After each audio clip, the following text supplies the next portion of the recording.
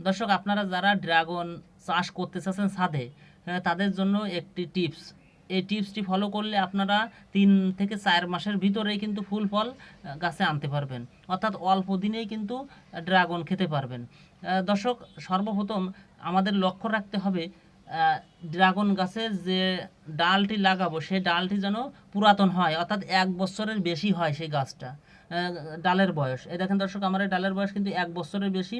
আমি কিন্তু বালতির ভিতরে লাগিয়েছি, এই জন্য 3 থেকে 4 মাসের ভিতরে কিন্তু ফুল এসে গেছে। যদি আপনারা এই ডাল পুরাতন ডাল লাগান এবং এই ডালটি হবে কম করলেও 2 হাত লম্বা, তাহলে কিন্তু এইরকম ফুল অতি তাড়াতাড়ি আপনারা পাবেন বা ফল তাড়াতাড়ি পাবেন। তো দর্শক, দেখেন এখানে কিন্তু এর গুঁড়া থেকে সব বেরোইছে। এই যত ডাল বেরোইছে কিন্তু এর গুঁড়া থেকে, আমি মাথা থেকে কোনো ডাল বেরোতে দিইনি, এই জন্য কিন্তু ফুল এসে গেছে।